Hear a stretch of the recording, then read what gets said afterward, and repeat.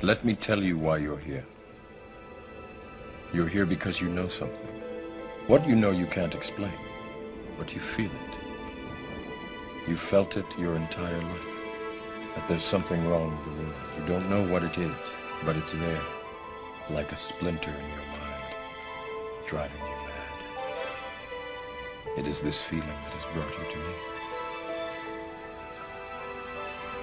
Do you know what I'm talking about? The Matrix. Do you want to know what it is? The Matrix is everywhere. It is all around us. Even now, in this very room. You can see it when you look out your window or when you turn on your television.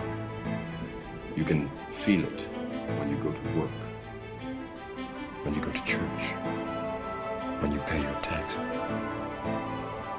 It is the world that has been pulled over your eyes to blind you from the truth. What truth? That you are a slave, Neo.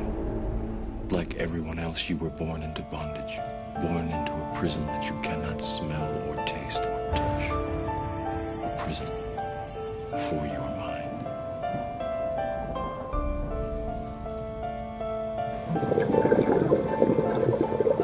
Sea stars from Alaska to Southern California are withering and dying by the millions. Scientists are calling the epidemic sea star wasting syndrome, but they don't know what's causing it. It was first reported off the coast of Washington in June. Now it has spread south to Orange County and 70 miles off the coast of San Diego at San Clemente Island. The first thing will happen is lesions will form, and then the lesions begin to actually dissolve the sea star. And when that begins to happen, the sea star is no longer able to hold on to rocks. Keith Lombardo is Chief of Natural Resources for the Cabrillo National Monument in Point Loma, where an abundance of tide pools offer a window into the intertidal Pacific Ocean. If this were disease, you would see lesions, perhaps a leg would already be falling off. Lombardo is working with a team of San Diego researchers to monitor waters off San Diego.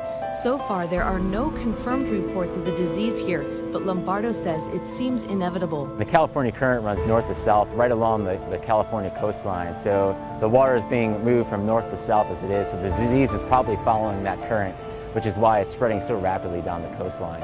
Sea stars, also known as starfish, are natural predators. They feed on mussels and clams and other intertidal species. It's an aggressive feeder, so you remove that component of the ecosystem, you're going to have all these trickle-down effects and even trickle-up effects to other organisms in the intertidals. Wasting syndrome has happened before, but on a much smaller and more localized scale. The last significant outbreak was in 1983 and 84.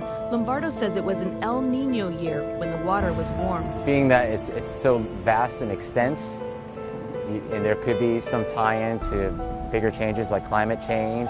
Researchers are focusing on a bacterial or viral pathogen as a possible cause, but they're not ruling out ocean acidification, low oxygen levels, and warming waters. At least 10 species of sea stars are known to be affected by the disease, but the hardest hit species is the ochre star, which is commonly found near La Jolla. Susan Murphy, KPBS News. Is breaking its own radioactive records as huge amounts of beta ray emitting substances have been discovered at another reactor at the crippled Fukushima power plant. Meanwhile, the government says the decontamination work scheduled to be completed by March may take another 3 years. And for more, we're now joined live by Alex Kerr, an expert on Japan. Mr. Kerr, welcome to RT. Very nice to see you. So we've had numerous reports about leaks there in Fukushima Daiichi, and now we're hearing about a fresh one. From your point of view, why they're not able to cope with all that? Well, this is one in a long series. It's an ongoing story. And the real problem is that the government has spent so much energy in hiding the information that at this point, I think it's fair to say that nobody knows what's really going on. We know that Japan won Olympic Games, but there are so many activists in the world who have some sort of health concerns about it. Do you think that their worries are justified? I don't think the worries are justified in the sense that it's going to impact Tokyo. So I think that people could come freely to the games and not worry about it. But that area of Japan, Fukushima Prefecture and the areas around it, are going to be seriously affected for decades, or maybe a century. Parts of it will be pretty much permanently unlivable. Not to mention the fears that we have of the radioactivity that's flowing into the ocean. And no one can imagine what the long-term effects are going to be on sea life and many other things. There have been media reports that the containment tanks that have been leaking there were built by inexperienced employees who basically were rushing to build them. Does that suggest that there are lots more secrets we don't know about? Well, of course, because the entire system of management of TEPCO, in fact, of the entire nuclear industry of Japan, has been to rely on unskilled, uneducated, and unspecialist daily workers, guys that they pick up off the street and are brought in and paid a daily wage, who wouldn't have some of them don't even realize they're going into a radioactive circumstance. It's not professional. It's a comedy of errors, and the tanks are just one of many, many structures that were built hurriedly, without expertise, without consulting international specialists. It's fair to say that it's a big mess and it will get worse. Experts say Japan is obviously failing to safely clean up the plant and needs help from outside. Do you agree? I do agree. I think it's very, very difficult for Japan to do that for reasons of national pride, and also because as soon as you bring in the outsiders, it upsets this thing that they call the nuclear village. That's a term we use in Japan for the scientists, the academics, the bureaucrats, the politicians, and the contractors and operators. These cozy, interrelated situations where anyone who comes in from outside and demands a certain amount of openness and professionalism will upset that nice situation. So it's very difficult to actually bring them in and make use of them. Alex, expert on Japan. Mr. Kerr, thank you very much. Grossly contaminated the Japanese mainland. Most of these radionuclides had short half-lives, which meant they would essentially disappear in a matter of days or months.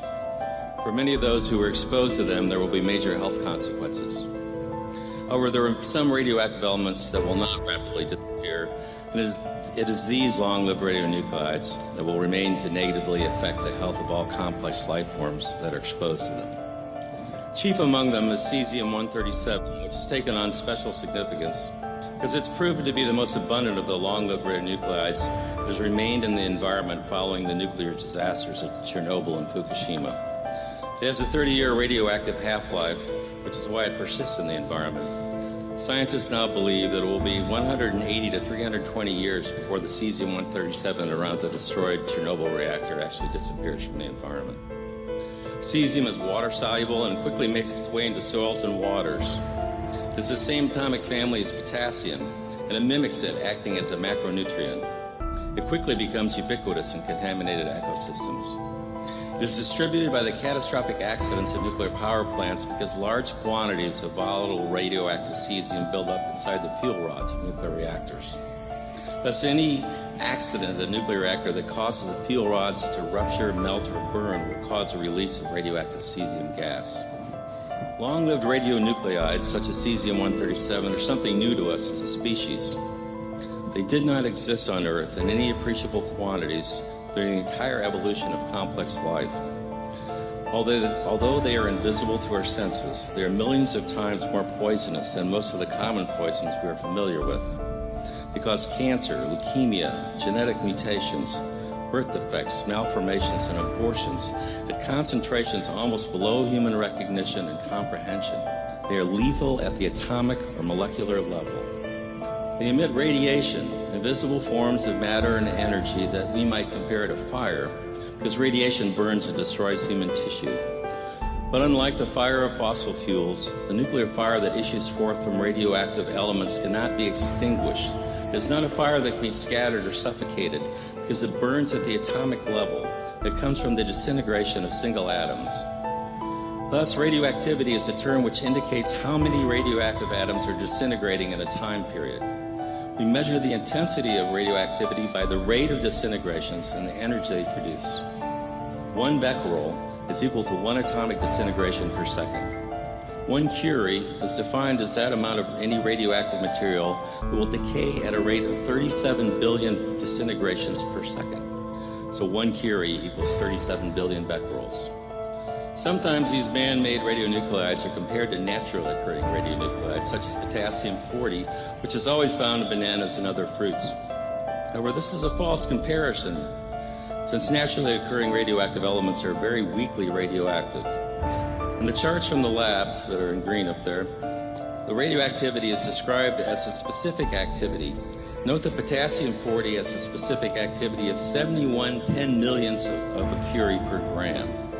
Compare that to the 88 curies per gram for cesium-137. It's like comparing a stick of dynamite to an atomic bomb.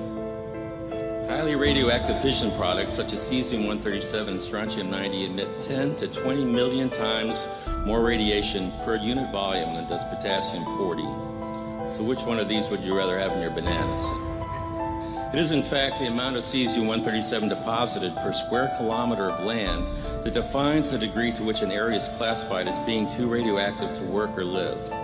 One may get an idea of the extreme toxicity of cesium-137 by considering how little of it is required to make a large area of land uninhabitable. The lands that were grossly contaminated by the destruction of the Chernobyl nuclear power plant are classified by the number of curies of radiation per square kilometer.